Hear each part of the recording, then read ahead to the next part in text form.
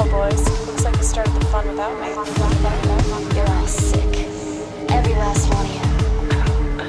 We're going to need a bigger gun. What's the matter? You scared of things that go boom, boom?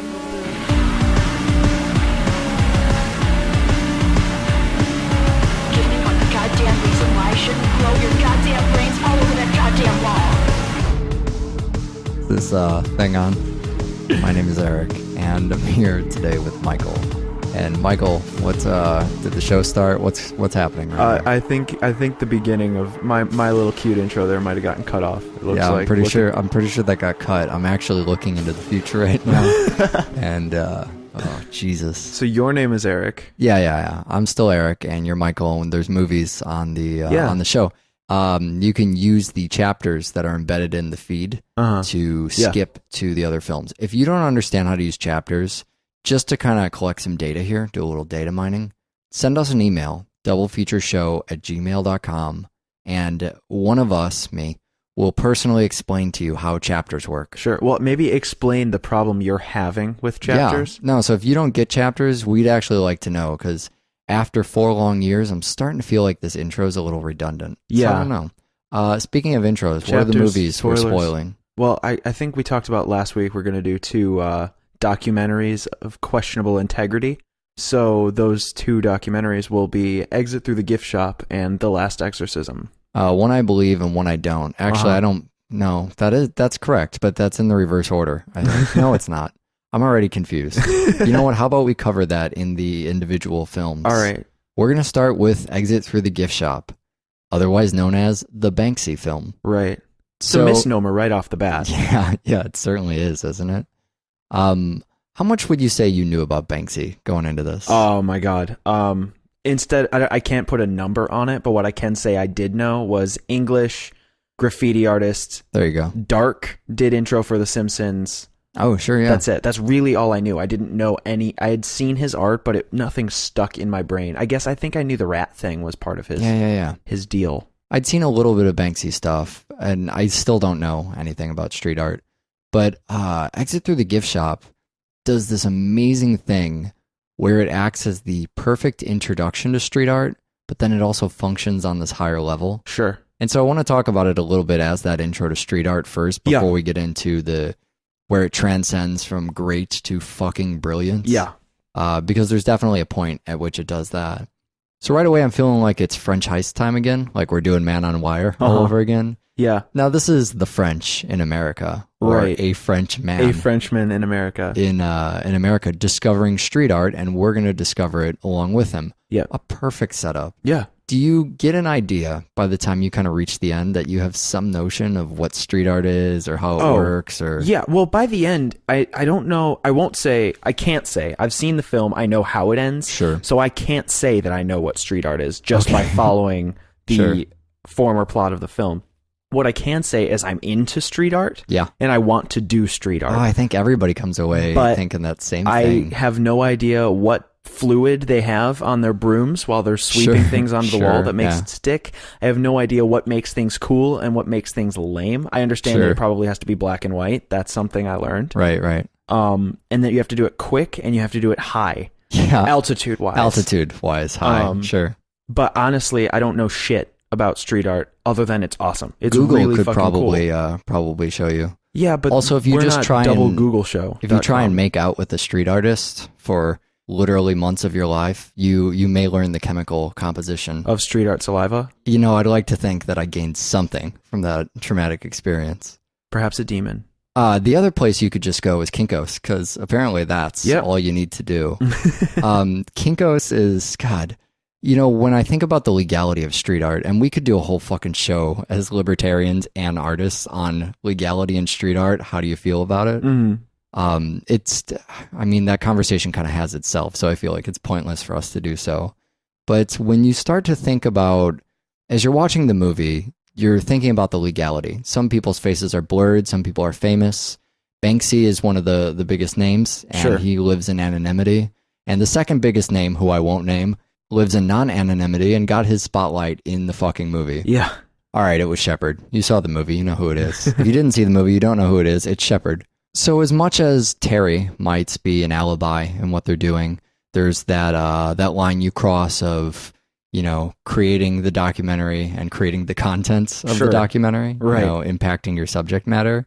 But I mean, I think these guys are just as much alibis to their cohorts as Kinko's is an alibi, I mean, one participant might be more willing than the other, but Terry, at least in the beginning, is facilitating. Yeah.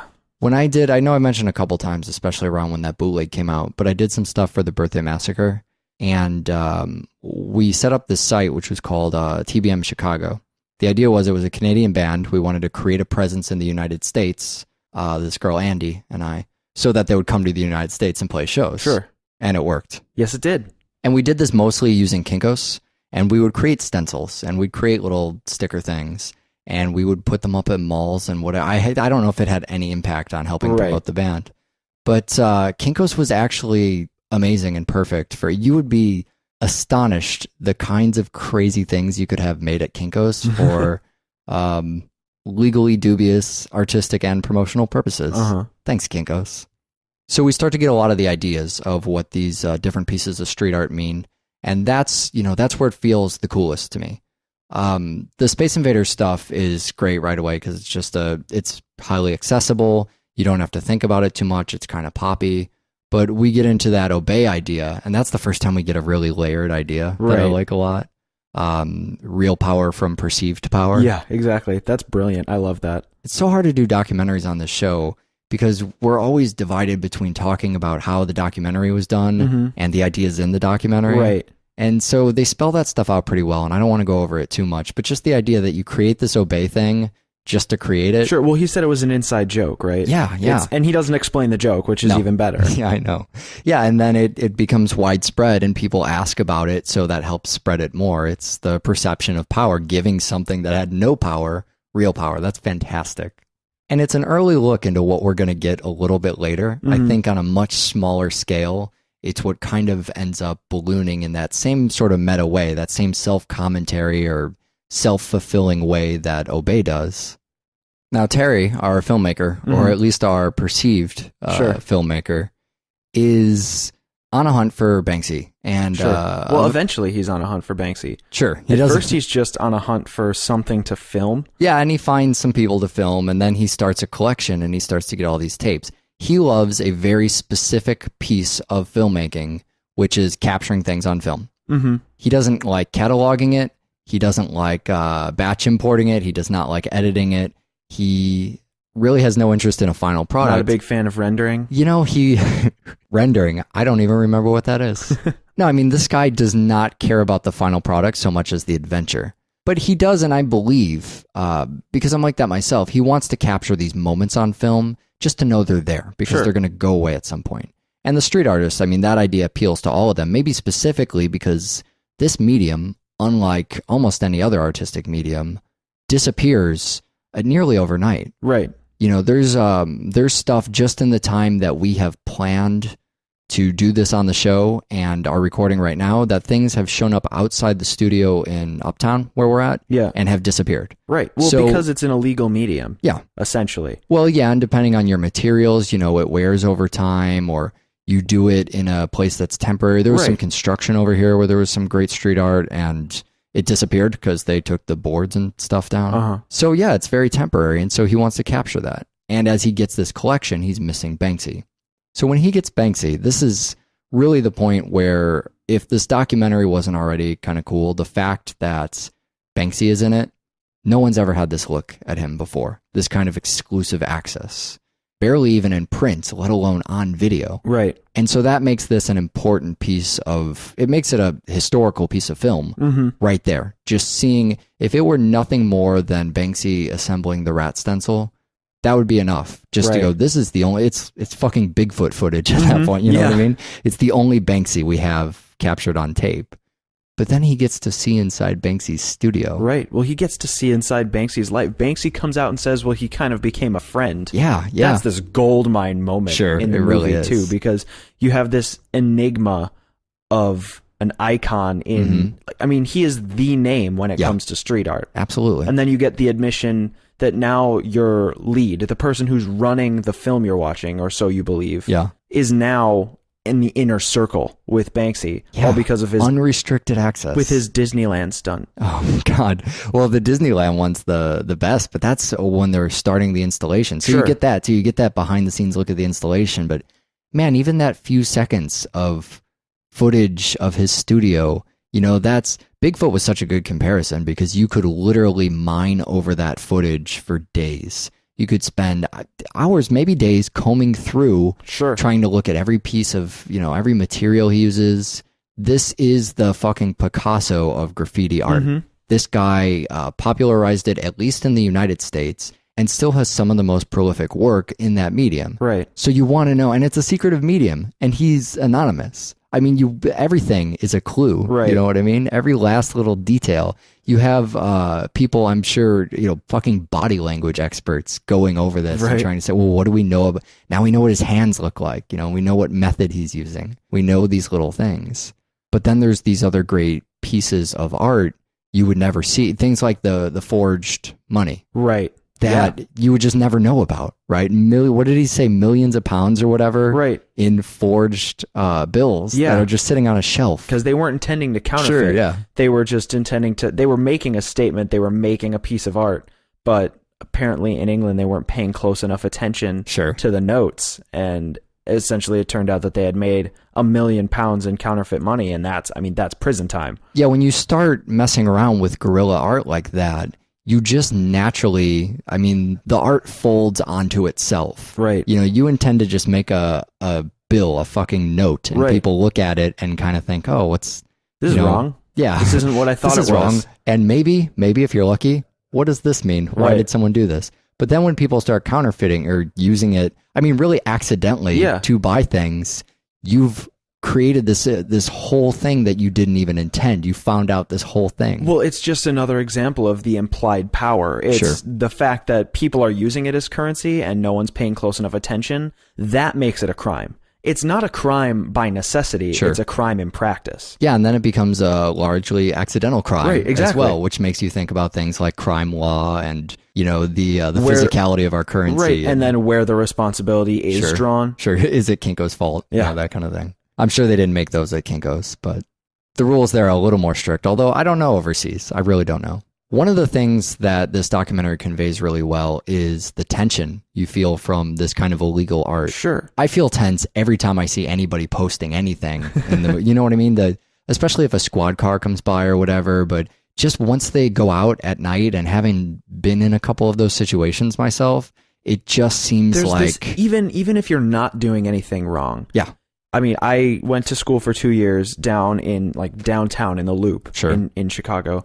And if you're out after, say, 2 a.m., I was 20, I was younger than 20, walking around on the street with a bunch of other younger than 20-year-olds, squad cars pull up. Yeah, sure. And without fail, someone's initial reaction was to just fucking bolt. Yeah, definitely. And so imagine that feeling heightened to you're actually committing a crime. Yeah, right. Well, and even if you're just making stuff, anytime you're filming anything, I can never go out and film things in public. It feels, it doesn't feel like you're wrong, but it feels like everyone else thinks you're committing a crime. Well, and that was the great thing about Terry, is he got so used to that, and they started talking about, the artists that he surrounded himself with got so used to him filming, that's when they eased up. Sure. I really like candid photography, and I really like capturing things in their element, and that's hard to do because you take out a camera and that reality's gone. Yeah. We've talked about that with all sorts of documentaries and things we've done. As soon as you turn on a camera, that is no longer reality. That was, once again, the movie Michael Moore Hates America, something that, who would have known how many great fucking ideas came out of that documentary, but you turn on the camera and it's no longer reality. That one you mentioned at Disneyland. Yeah. Something about the security there and just seeing him post it, and the music's a little tense. And then the interrogation. You know these guys get out fine. Sure. But you don't fuck with the Disney machine. I know. I know you really don't. They brought don't fuck with the mouse. Very dark political message into a place that is, I'm pretty sure, contractually obligated to be the happiest place on Earth. Right. But I love that they go there. I love they don't tell anyone. And I think it's great that when that inspiration strikes them, that's how a good artist does it. They go, oh, I'm inspired. I'm going to go do that right now. I don't care about my installation. We would get so much more shit done if that was the case with either of us. You manage to have songs and things. You get things done. It's just so much easier to go, oh, I'm really kind of busy with this thing right now. You know, I'm feeling it, but I'm kind of busy. And I think he probably knew that too. And he said, the time is right now. All this stuff is going on politically. I'm feeling inspired. Let's take a break. Let's go do this. And they go out and they do it. And maybe they're not as careful as they should be. And they almost get caught. And that makes it more exciting. Mm-hmm. Another really bizarre thing about this medium is since it's in a gray area legally, I mean, really, it's in a red area legally. Once you become world famous, you become the most successful person at it. How the fuck do you monetize that? Yeah. That's every artist's dream. It's never about the money, right? But if you didn't have to work, man, that sure be nice. If my art supported me, then I could spend more time on the art. Yeah. Well, and it's great when you get paid for shows and stuff, right? I mean, always feels good. It's never a situation where I would abhor being handed cash for my art. Sure. Yeah, the monetizing things like that is an art form in itself. Yeah. You know, we see that now with the digital music landscape and movies, and you and I were just talking about that thing Louis C.K. did a while ago, selling his own stand-up thing for $5 or whatever. These guys, a lot of the forefront of the digital revolution is people already have names. The Trent Reznors of the world. People are already well known. But once you pop into the spotlight, you're anonymous. You can't just show up and... Most of the time. But, you know, you come up with these clever ways. You do an art show and you sell art. And maybe, you know, you rub off on other people. Then there's that moment with Terry. The great moment where, you know... It's hard to describe having not been in that situation, but you've had that moment of showing your hand with people where, you know, it's time to put your cards on the table. You show your poker hand and you have nothing. Yeah. And with Terry, it's the moment where he shows his poker hand and he's actually playing Uno when everyone else is playing poker. Exactly. You know what I mean? Well, the first thing right off the bat is when he goes, here's the documentary I've been making. Yeah, well, that's it. You want to talk about cards on the table. That's really it. It's just shit. But that's the tip of how clueless Terry really is. Well, Banksy says it so well. He says, you know, it was at that point I realized Terry maybe wasn't so much a filmmaker, but maybe a mental person with a camera. Yeah. You know, it's like talking to somebody about music every day for months. And you guys decide to jam, you show up, and the other guy doesn't know how to form a chord. Sure. Well, the other guy shows up with an accordion. Yeah, well, that could be it too. An accordion might take more skill, I don't know. You ever played an accordion? No, but neither have they.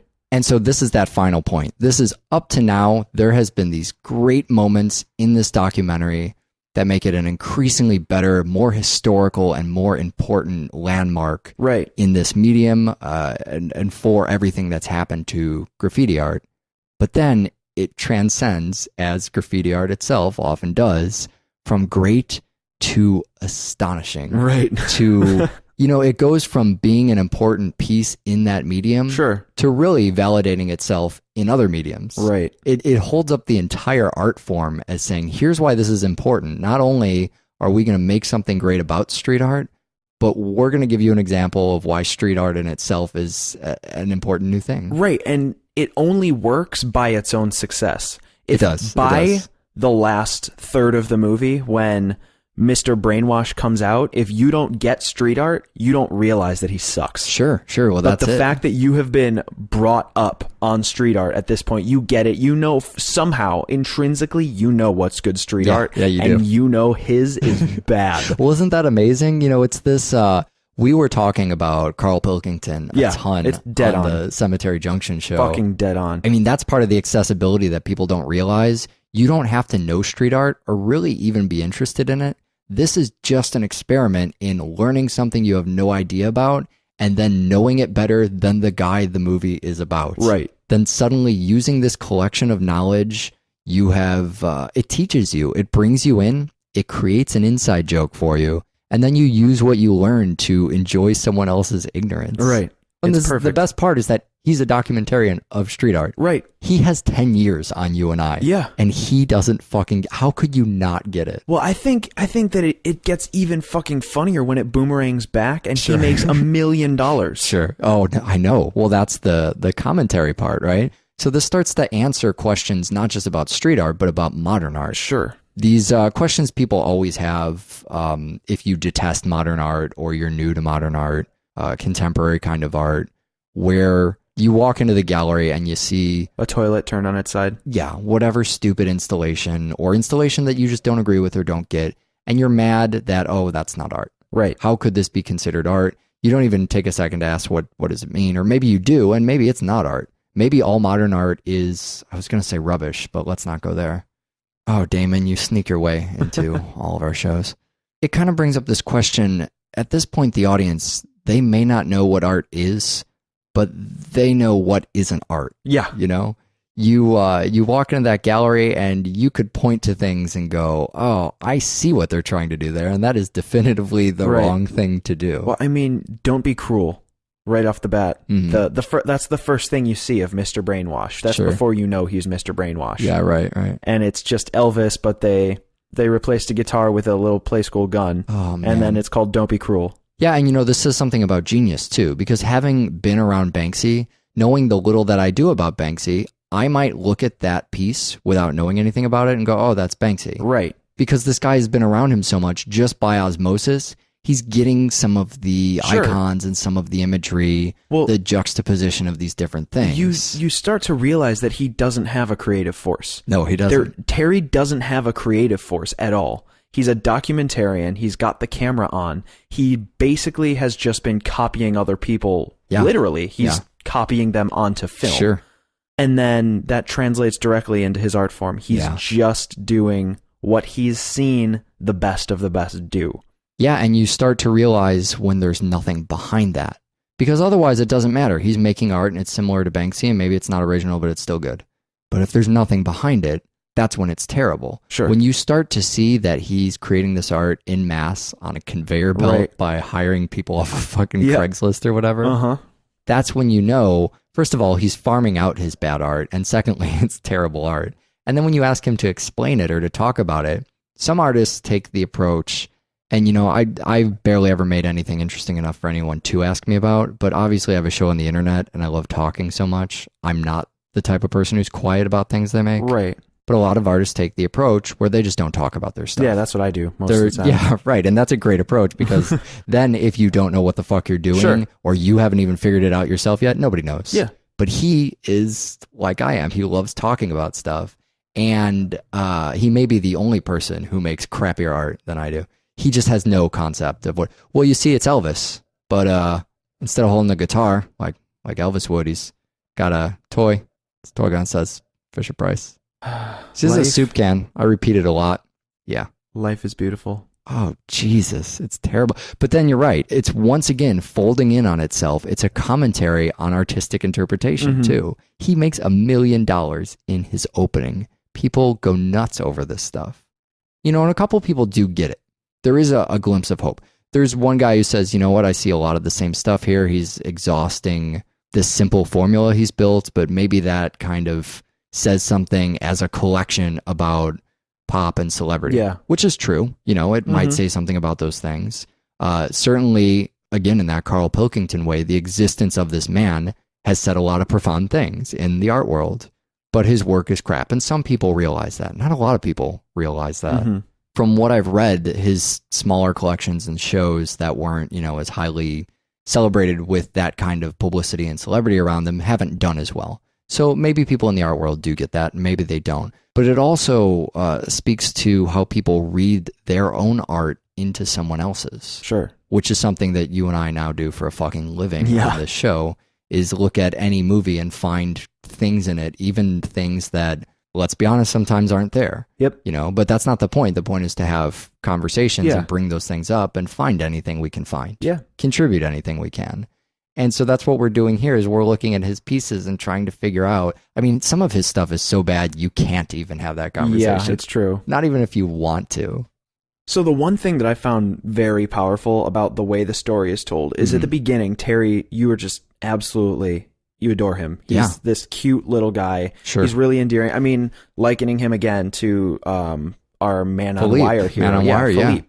You feel for him. You're happy for him. He's loving it. You're loving it. He loves that you're loving it. Yeah. Everybody's having a good time. And then he sells the fuck out and you just want Sure. him to go away. Yeah. You want nothing to do with him. You watch him spray painting Life is Beautiful on the wall. Sure. And it shows you from the side. It's really coy about what's he doing? What's he making? And the whole time I'm sitting there going, you're making shit. Stop. Yeah, it doesn't Everybody matter. knows Yeah. whatever you're doing is stupid. Well, yeah, that's the, you and I, and my voice is already starting to go on this show. You and I have been talking a lot in between having seen this movie and then doing this show, just Right. because it's brought up so many ideas and there's so much to chew on even before we started recording.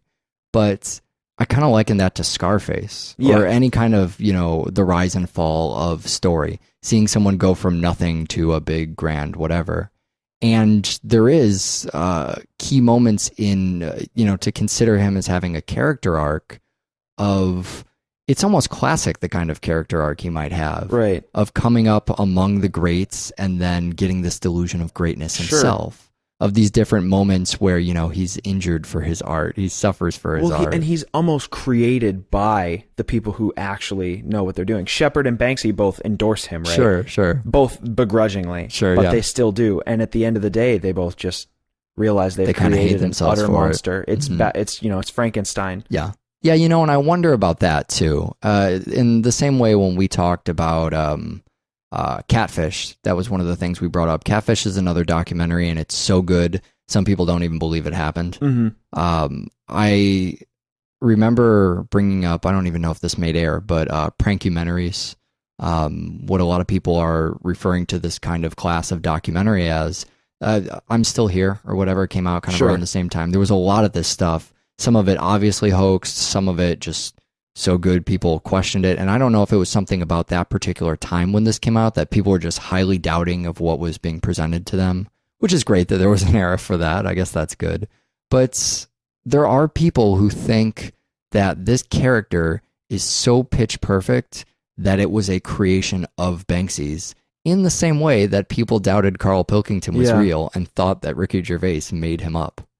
Does any part of your mind go there? I mean, No. I know you're kind of like myself and being just you accept people at their I at see their word. I but- see no evidence to See, that's what I fall back on, right? make that assumption. I mean, it's a romantic notion that Yeah. Banksy created this amazing public installation, a human installation. Yeah. Going back to The Shape of Things, right? Yeah. But And a great comment on the medium and a way to bring this, to create some sort of story arc to bring this to the public. yeah, but I see no reason to force that conclusion just because it's romantic. Sure. Yeah, I fall in the same way. I will believe what people say at face value. I will, of course, take evidence into consideration, and I will raise an eyebrow at just about anything. But unless I have a specific reason to doubt someone's claim or some kind of evidence, then, the humanistic side of me, I mean, when there's literally no reason for me to accept or deny a claim, then I usually just default on, okay, well, I hear what you're saying and I'll take it with a grain of salt. Sure. But that's probably how it's going until I find reason to believe otherwise. Unless they feed you right off the bat that they're a total clown and they're just milking it for the betterment of, I guess, society. I think you're talking about The Last Exorcism. Yeah, that's it. That's what I was getting at there. Before you transition I'm gracefully into The Last Exorcism, you're too smooth at this for your own good. The only thing I was going to say is that now that we've had some time to kind of check back in on this stuff after the movies come out, Mr. Brainwash is still actively doing things. Yeah. He's worked with the Red Hot Chili Peppers. He did that Madonna cover. I mean, he did stuff far after the movie came out, or as far as I guess he could. It seems like it would be a lot of upkeep for Banksy. I really, like you do, I think that's a romantic idea, but the evidence seems to suggest that Banksy just landed on a pot of gold. Yep. Or knew how to weave an incredible story out of what could have otherwise been a fucking disaster Right. in his career and his life. So you want to talk about the Last Exorcism, and you want to talk about Reverend Marcus. Where would you start there? I think you start when you're talking, and this is weird, and I know this is going to freak you out, even though you've seen the movie, but I want to talk about the exorcist Cotton Marcus as an honest man. I think the most important notion of Cotton Marcus is that he wants the best. Yeah. He goes about it the way we disagree. He's a very ends justifies the Sure. means motherfucker. Sure. But he's honest. He comes right out of the gate saying he doesn't buy it. He comes right out of the gate saying that his dad groomed him to being a child preacher. Sure. I mean, he's the Penn and Teller of Exorcism. Sure. Well, he is now anyways. Right. You know, he wasn't always that way. And that's a great dynamic for the film, is that it's an expose on this dark, seedy underbelly of, I guess, exorcisms. This is maybe early, but I need to talk about one of my favorite moments in the film. And it's early in the film, and I think it sets the tone for the former part of the entire movie, The Last Exorcism. You want to talk about banana bread, don't you? I want to talk about banana bread. Yeah, sure. So this guy is charismatic. He talks about how he was a child preacher. All preachers need their gimmicks. The Holy Spirit is live and ripe within him. Yeah. And he's out and he's talking to the documentary crew, and he's talking about how if you get in the zone, they don't even care what you're saying. Sure. They just bow and believe. Something we'll see a lot of later in the movie. Exactly. And so he claims that he could go in there and make a sermon out of his grandmother's banana bread recipe. Sure, yeah. And they make a bet out of it. So he goes in there and, can I get an amen? Can I get a hallelujah? Can I get an amen and a hallelujah? If you take 2 bananas and an egg and you stir that in a pot and you throw that in the oven for 400 degrees and you take that out after 2 hours, do you get banana bread? Can I get an amen? And the congregation goes wild. Yeah, nobody even questions it. And it's this moment where you realize that it's almost back to Thank You for Smoking, right? If you make them believe you're right, it doesn't matter your argument. People what get you're caught up trying in to it. say doesn't matter as long as they think you're right. Yeah, that's how magic tricks work. Yeah, that's how exorcism and works. it's the metaphor for the whole film. Sure. As long as he can keep other people believing that what he's doing is really what he's doing, sure, it doesn't matter what he does or what he believes. Well, I want to get back around to what he believes, because I think that's an important point, and we glossed over it to jump into magic tricks because magic tricks are fun. But that's, we're getting to know this guy. First of all, before I forget, we're getting to know this guy because of Eli Roth. Yeah, that's true. The That's only a name reason that I should come fucking up saw once, this movie is right? because Eli Roth produced it. Eli Roth produced it. He's been gone from the film world for a while. He hasn't made anything since Hostel 2. Oh no, the last thing he made was Thanksgiving. Nation's Pride. Oh yeah, Nation's Pride, right. Yeah, and you and I have talked before about you make Hostel 2, maybe you don't make anything after that's that. true. I mean, there Maybe is always that option. where you wanna go out. Yeah, but we're hanging on Eli Roth's fucking Twitter account waiting for him to come out with another movie. And so he's talking about this a lot. He produced it. And man, after years of nonsense ghost hunter stuff on TV, it was so nice to see a documentary sort of turn the tables and do what's honestly a more truthful documentary through fiction than these fucking fake documentary ghost shows are on TV. And I guess it's probably a good time and important for us to note that this is a fictional film. Yeah. We've gone for 2 weeks now pretending it's an actual documentary. Yeah, right. And just for the sake of our listenership, we don't think you're stupid, but there are Terrys out there. Yeah, there's definitely Terrys out there. And this is a fictional film. These are actors. The story's made up. There's no such thing as God, demons, or ghosts. Well, anytime we talk about this found footage, handycam sort of stuff, we always encounter that. And audiences are getting really wise to it. But, there was that stuff we talked about back during The Fourth Kind, right? Yeah. Where people still, even then, we had a hard time believing it, but people did walk away thinking there might be some documentary edge to that. This is completely fabricated, 100% fabricated, based on some real ideas, but no real events. Right. It's actually fabricated twice over because the film is fictional, but then the goings-on are fabricated. Well, yeah, that's the other thing, too. And eventually we'll get to the end, which just makes it even harder. Yeah. But up to that point, and when I talked earlier about believing some events in one and not in the other, I will believe the events of Exit Through the Gift Shop. This is a fictional movie, and I will choose to not believe its events actually took place. But Cotton will choose to believe that... Does he believe in God? He thinks the doctor instead of God. That's enough for me, really. I mean, that's all I need to know about this guy right now. I think he changes his mind around the time Nell attacks him. Sure. And he kind of... It's this really awesome moment where he retroactively... He says early on in the film... If you believe in Jesus Christ, if you believe in God, you inherently have to believe in the devil. And if you believe in the devil, then you believe in demons and angels. And that's those are the rules. Yeah. If you believe in one, you believe in the whole package. If you don't believe in any, you don't believe in anything. Does that ring true? Yeah. So then he gets in this situation where he does believe Nell is possessed. And so retroactively, he has to rekindle his faith because by his own belief, believing in any aspect of the Christian Bible, the canon there, means you have to believe in all of it, which is... at the very least, something I admire in a religious person, that they swallow the whole pill and not just the better parts of the buffet. Well, we've been talking over and over about Cemetery Junction. What about the ledge? I mean, that was something we discussed on there too. Yeah, you can't buffet Christian it. You fucking read the book and you listen to all of it or none of it, and don't give me any nonsense about how it's a bunch of cute tales. And sometimes allegory, but this is real, and Noah was real, but nothing there about wasn't that really book is a lion. cute. Yeah. Boring sometimes, not cute. And always funny, always. Yeah, I mean, I think he has some struggles with his faith or non-faith. But, at that end barn scene, he ultimately goes, aha, gotcha. Yeah. You are full of crap. Well, I think that's a really, really freeing moment for him, because we see him, they show him through the window, right, where he's praying, his hands are folded, his head's down. Sure. And it's a really dark moment for me, because it feels like he's being forced to believe in something he so strongly doesn't believe in. It'd be the same thing if you or I came upon what we believed to be evidence of a demon, right? We would have to reevaluate literally every aspect of our belief system. Yeah. And that's what he's doing. He's being forced into accepting something that he fundamentally disagrees with. Sure.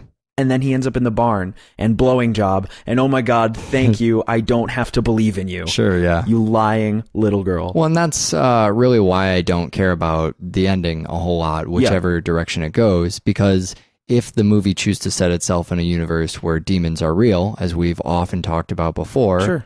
Constantine. This has been an entire movie about, creating a good skepticism toolkit. Sure. And if you're presented with a fire demon or a devil baby, maybe for you that's the personal line, you having been there and us just being viewers, where you say, I feel like I have enough definitive proof, because everybody has that line. Yeah. Unless you just refuse to have an open mind. But if your mind's even a little bit open, there is an overwhelming amount of evidence that could change it.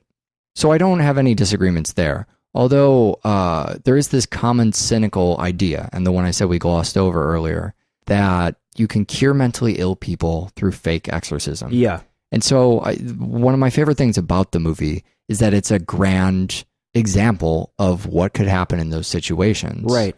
On many different levels. I mean, first, people who lie for a living are incredible at it, justifying it. Yeah. For themselves. Well, I mean, right off the bat, what does she say? It's a hoax or something? And he says, that's your words, not mine. Yeah, right. Well, and he comes up with he is a car salesman. Yeah. Through this entire movie, especially those early parts. Right. And so, he might have a smooth way of convincing himself. It's how he gets to sleep at night, honestly. It's the same thing with psychics. Yeah, I mean, to go back to Thank You for Smoking, the Nick Naylor and Cotton Marcus are very similar. Sure. These are characters whose entire livelihood is based on being able to sell not only everyone around them on potentially dangerous ideas, but most also importantly, sell themselves that it's okay. Yeah, you're totally right.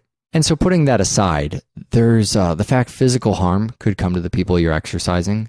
When we did the show on the exorcism of Emily Rose, that was one of the things we mentioned quite a bit, is especially around when that episode came out, there was just a lot of news happening about, accidental deaths during exorcism and all these negative effects, all the what's the harm, Google that, what's the harm website. But the other thing is, as we figure out, he's not a doctor. He doesn't know what the fuck illness is. And later, he gets in over his head. He winds up in a hospital going, whoa, fuck, I'm not a doctor. Maybe we should get some tests run. Hey, do you think we should get some tests run? Can someone run some tests? The biggest problem, I think, though, is he's treating a symptom, not the problem itself. Sure. This is a person who thinks they're possessed by demons. Now, he thinks, I see a mentally ill person, so I'm going to tell them their demons are gone and fix their problem. Yeah. That's a very how to solve ghosts in a 5-year-old's room way of dealing with it. It's trying to treat a mental problem with the placebo effect. And let's be honest, that doesn't usually work. Mental problems tend to be a lot more complex and deep than a stomach ache before your first day of school, right? Yeah. Telling your kid there aren't monsters under the bed is not going to have as lasting an impact as going under the bed and seeing there aren't any fucking monsters. You change the belief system. If it's not grounded in reality, if we just say, I've exorcised the demons, now they're gone. All right, thanks for the money, and I'll see you. that leaves them with a false impression of the world, of how things actually work. And without correcting that system of logic, they could make the same mistake again. In fact, they do in the movie. Right. They need a second exorcism, right? They even make the UFO joke when they're going into town. Yeah. You know, so maybe you stop believing in exorcisms, but hey, guess what? Then UFOs are coming in and invading you know what I mean? Yeah. There's always going to be some other boogeyman, unless you say, you know what, rather than just telling you there's no more demons, let me give you a system of tests that you can run yourself. Let me give you some Carl Sagan books to hold on to, and you know what, you too can do this at home. Right, let's get to the bottom of why you did what you did to the cat. The fucking cat. That first-person cat beating is amazing. Well, there's the snap on the neck, and then the nudity, and she gets out there, and just the sound of the cat, how fast and aggressive it just happens. All of a sudden, you know it's winding up, and then it just fucking happens. And that kind of breathing, laughing sort of sound as she's pummeling the thing to death. If none of this talky, making fun of Jesus is working out for you, watch it for some cat deaths. Yeah, it's true. Or creepy motel rooms. Yeah, we get a lot of those on the show, don't I don't know. we? There's a slew. I don't know if it's a recent film phenomenon, but not a lot of happy places. Motel rooms in films are just where you go to have creepy things happen. We saw it in Joyride. Yeah. Saw it in The Devil's Rejects. It's in Monster Man. That's the difference between a hotel and a motel, I believe. See, a hotel is where the girlfriend experience takes place. Sure. And a motel is where the Devil's Rejects happens. Fucking motel. Wood, cat, oh yeah. So we were talking about the exorcisms. And, you see those things break down after the first exorcism. Everything goes according to his plan. And as soon as there's a wrench thrown in it, you see why suddenly, not to keep going back to The Ledge, but I think that was the show where we talked about just fucking tell the truth and things won't snowball out of control. He's not prepared for all these things. And so now he's in a position where, he needs to have very real conversations about real life with that girl's father, medical conversations. Right. Then about the pregnancy. And her dad has been so sold on exorcisms, he just won't get off the fucking exorcism kick. And she really needs to seek some kind of attention. And it just makes things worse.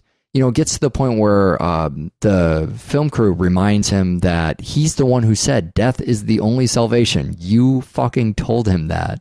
And his only hope at this point is to try and convince him otherwise. If the truth had been on his side, they could all be working towards the same ends and speaking the same fucking language. But the fact that he sells them on a lie, he doesn't have a support system to back that up. Yeah. If he had used the truth to begin with, then he could simply say, all right, testable hypothesis. If this is how this operates, then why don't we try these three things and see if they fall in line with the system we had already set up?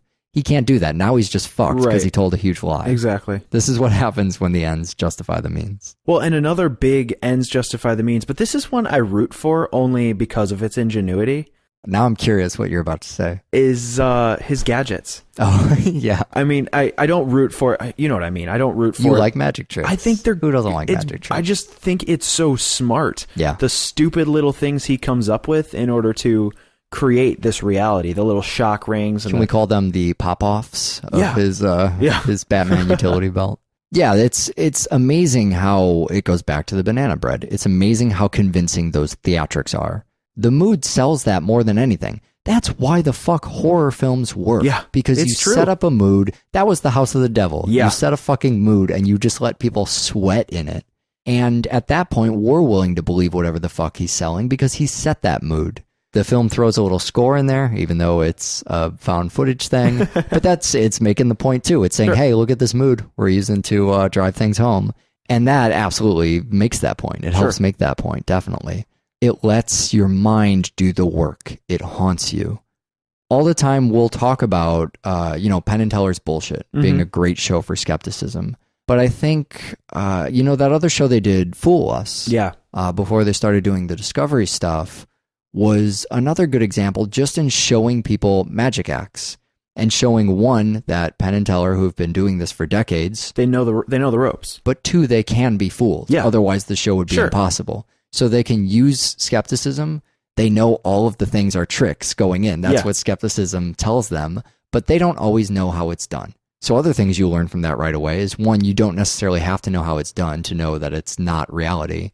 But 2, other people can be fooled. Masters of the craft can be fooled. Sure. Our fucking reverend can be fooled. Yeah. And most of all, his marks can be fooled. And I think by watching something like Fool Us, you get a better sense of how magic tricks are performed. You start to see, they show all these magic acts. Did you see all of Fool Us, or was that kind of spotty for you? I just saw the first couple episodes, yeah. What's great is by the end of that show, you've seen a lot of different routines perform similar enough tricks that you sort of know the methods from previous kind of exposés that they did on the show, but you just see a different packaging. And as I'm watching this, I'm remembering back to Fool Us. I'm remembering, oh, these particular magicians did those same fucking tricks. That's why you see so many magicians in skepticism. Right. Same tricks, but with a religious packaging to them. In that way, too, I think the movie's kind of fighting itself. It has this battle, this work cut out for it, that it's trying to tell you, all right, story says this stuff doesn't exist and these things aren't actually creepy. They're real. They have explanations. The nickel is what's chafing her skin. Sure. You know, this isn't demonic possession. And then at the same time, the movie's a horror film trying to be scary. Sure. And so that's another great credit I have to give it, is that it's using the theatrics that it's telling you about, the stuff like the music I mentioned, to sell a story that on paper it's telling you is not a real fucking story, that these things could not happen, and here's why you should not be afraid of them. And somehow it's still creepy. The girl's still creepy. Yep. The scenes of her running around being pseudo fucking whatever possessed are creepy. I mean, you get scare shots, but the movie holds up plenty of natural things for people to still be afraid of. Right. Crazy psychotic girl is still a thing to be afraid of. Gun-toting dad who may be raping his daughter, still a thing to be scared of. Right. So if we could hit on the ending briefly then, do you think you can reconcile this naturally? I don't, and I have a different bent unless you want to try to reconcile it naturally. Yeah, you know I love to make that mental exercise. I've done it several times before on the show, and I usually need you to bring me back into film world and go, come on, dummy, that's not what the film's trying to do here. Like I said before, I don't think there's any point debating, because it's, here's the thing. We get a little spiky baby, but it might be an incestuous baby. I don't know. That's kind of my excuse Incest there. does breed spikes. Yeah, okay, maybe that's not true. But I don't want to be in denial, but the movie has built me some sort of toolkit, and I really want to use the tools it's given. But yeah, I mean, really, I'm going to stay pretty strong to my previous point about not really debating it, because what this ending is, let's tear away the part where we're pretending along with the film. It's a purposefully climactic and ambiguous while edgy ending. That's exactly how they wrote it. They did that on purpose. They don't want us to know. They want us to talk about it. So here we are, and they win. You know what this film does? We fall prey to the banana bread. Yeah. Cotton is so charismatic, and he's so, there are no demons. Come on, let's be serious. Look at all this magic that I do by myself, that we just forget that there is a possibility that he's wrong. Yeah. We're just on his side because we think he's a great guy. Yeah. We think he's a charismatic preacher. Sure. The fact of the matter is, reality doesn't have to be charismatic. Yeah. Reality gets all its strength from evidence. Mm-hmm. And in this film, the reality of the situation is Cotton's fucking wrong. Yeah. And as charismatic as he is, as charismatic as we've seen him be, you can't out charisma reality. It sits weird because we've been on the side of what we believe to be reality. But I think the whole time we've been under the spell of this boy preacher who's been groomed to mislead us the entire time. It's showing us that even ourselves, we can have the rug pulled out from under us. That's kind of what I was alluding to a little bit when I was talking about when you get that overwhelming amount of evidence. Sure. You know, we do have to be open to the fact that maybe this is a world with demons. It's not trying to convince us that our own world is a world with demons. That's why it's a fucking fictional movie. But when we see something like that at the end, are we open enough minded in the same way that, you know, he might have tried to convince everybody else to be that there aren't demons, or he was putting on a sham this whole time? Can we change our minds the way he might when presented? Way he did. Yeah, when presented with that evidence. You can go on the website now in the next several seconds and actually find out what movies we're doing next time without waiting for us to get around to the part where we actually fucking name the movies. Well, we've had requests for both of these films on our Facebook, which we actually do look at. Yeah. That's why everything that gets put, literally every fucking thing that any of Podmanity posts gets a little like. Yeah. Because that's basically us marking. We pay attention. Yeah. So we're doing Chillerama. which is 4 of our personal favorite directors, and then a 5th personal favorite director with Super. Okay, yeah, so we can just pretend we weren't going to do those movies anyways, and that we were just listening to people on the Facebook. That's what we'll say. Yeah. I also love that you use like as the mark as read button. You're really coming along with this technology. Watch more fucking film. Bye. So that they would come to the United States and play shows. Sure. And it worked. Yes, it did. And we did this mostly using Kinko's, and we would create stencils, and we'd create little sticker things, and we would put them up at malls and whatever. I don't know if it had any impact on helping promote the band, but Kinko's was actually amazing and perfect for, you would be astonished the kinds of crazy things you could have made at Kinko's for legally dubious artistic and promotional purposes. Thanks, Kinko's. So we start to get a lot of the ideas of what these different pieces of street art mean, and that's where it feels the coolest to me. The Space Invaders stuff is great right away because it's just it's highly accessible. You don't have to think about it too much. It's kind of poppy. But we get into that obey idea, and that's the first time we get a really layered idea that I like a lot. Real power from perceived power. Yeah, exactly. That's brilliant. I love that. It's so hard to do documentaries on this show because we're always divided between talking about how the documentary was done and the ideas in the documentary. Right. And so they spell that stuff out pretty well, and I don't want to go over it too much, but just the idea that you create this obey thing just to create it. Sure. Well, he said it was an inside joke, right? Yeah. And he doesn't explain the joke, which is even better. Yeah, I know. Yeah, and then it becomes widespread and people ask about it, so that helps spread it more. It's the perception of power, giving something that had no power, real power. That's fantastic.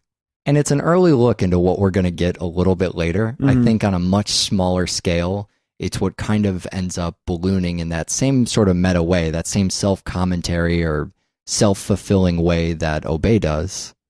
Now, Terry, our filmmaker, or at least our perceived filmmaker, is on a hunt for Banksy. And eventually he's on a hunt for Banksy. Sure. At first he's just on a hunt for something to film. Yeah, and he finds some people to film, and then he starts a collection, and he starts to get all these tapes. He loves a very specific piece of filmmaking, which is capturing things on film. He doesn't like cataloging it. He doesn't like batch importing it. He does not like editing it. He really has no interest in a final product. Not a big fan of rendering. Rendering, I don't even remember what that is. No, I mean, this guy does not care about the final product so much as the adventure.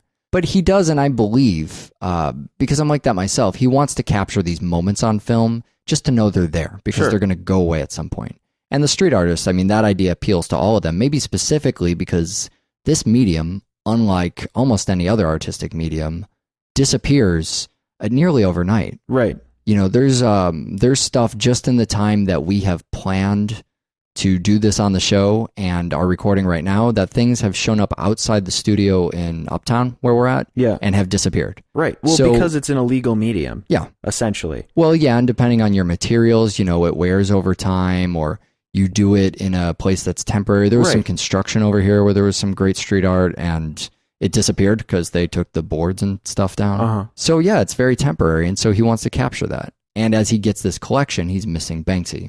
So when he gets Banksy, this is really the point where, if this documentary wasn't already kind of cool, the fact that Banksy is in it, no one's ever had this look at him before. This kind of exclusive access. Barely even in print, let alone on video. Right. And so that makes this an important piece of, it makes it a historical piece of film right there. Just seeing, if it were nothing more than Banksy assembling the rat stencil, that would be enough just to go, this is the only, it's fucking Bigfoot footage. Right. It's a misnomer right off the bat. Yeah, it certainly is, isn't it? How much would you say you knew about Banksy going into this? Oh my God. Instead, I can't put a number on it, but what I can say I did know was English graffiti artist. There you go. Dark did intro for The Simpsons. Oh, sure, yeah. That's it. That's really all I knew. I didn't know any. I had seen his art, but nothing stuck in my brain. I think I knew the rat thing was part of his his deal. I'd seen a little bit of Banksy stuff, and I still don't know anything about street art. But Exit Through the Gift Shop does this amazing thing where it acts as the perfect introduction to street art, but then it also functions on this higher level. Sure. And so I want to talk about it a little bit as that intro to street art first, before we get into the where it transcends from great to fucking brilliant. Yeah. Because there's definitely a point at which it does that. So right away, I'm feeling like it's French heist time again, like we're doing Man on Wire all over again. Yeah. Now, this is the French in America, or right. a French man. A Frenchman in America. In America, discovering street art, and we're going to discover it along with him. Yeah. A perfect setup. Yeah. Do you get an idea by the time you kind of reach the end that you have some notion of what street art is or how it works? Or yeah, well, by the end, I don't know. I can't say. I've seen the film. I know how it ends. Sure. So I can't say that I know what street art is just by following the former plot of the film. What I can say is I'm into street art. Yeah. And I want to do street art. Oh, I think everybody comes away thinking that same thing. I have no idea what fluid they have on their brooms while they're sweeping things onto the wall that makes it stick. I have no idea what makes things cool and what makes things lame. I understand that it probably has to be black and white. That's something I learned. Right. And that you have to do it quick and you have to do it high. Yeah. Altitude-wise. Well, boys, looks like you started the fun without me. You're all sick. Every last one of you. We're going to need a bigger gun. What's the matter? You scared of things that go boom, boom?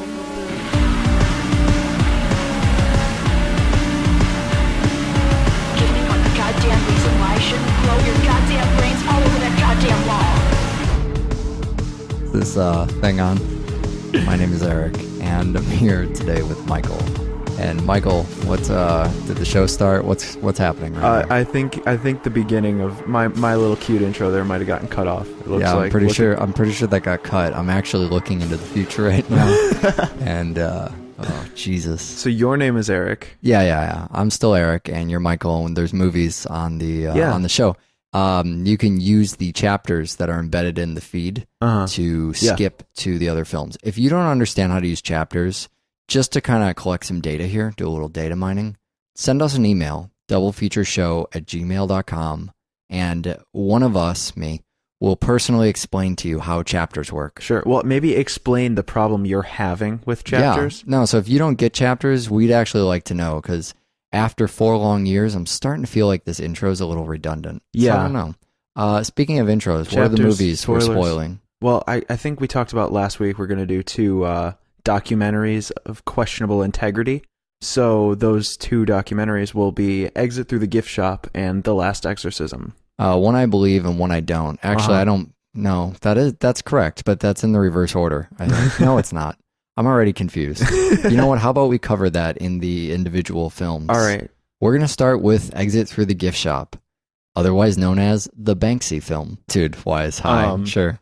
But honestly, I don't know shit about street art other than it's awesome. It's Google really could fucking probably cool. Probably show you. Yeah, but also if you we're just not try double and Google show. If you try and make out with a street artist for literally months of your life, you may learn the chemical composition of street art saliva. You know, I'd like to think that I gained something from that traumatic experience. Perhaps a demon. The other place you could just go is Kinko's, because apparently that's all you need to do. Kinko's is, God, you know, when I think about the legality of street art, and we could do a whole fucking show as libertarians and artists on legality in street art, how do you feel about it? Mm-hmm. That conversation kind of has itself, so I feel like it's pointless for us to do so. But when you start to think about, as you're watching the movie, you're thinking about the legality. Some people's faces are blurred, some people are famous. Banksy is one of the biggest names, and he lives in anonymity. And the second biggest name, who I won't name, lives in non-anonymity and got his spotlight in the fucking movie. Yeah. All right, it was Shepard. You saw the movie, you know who it is. If you didn't see the movie, you don't know who it is. It's Shepard. So as much as Terry might be an alibi in what they're doing, there's that line you cross of, you know, creating the documentary and creating the contents of the documentary, right? You know, impacting your subject matter. But I mean, I think these guys are just as much alibis to their cohorts as Kinko's is an alibi, you know. I mean, one participant might be more willing than the other, but Terry, at least in the beginning, is facilitating. Yeah.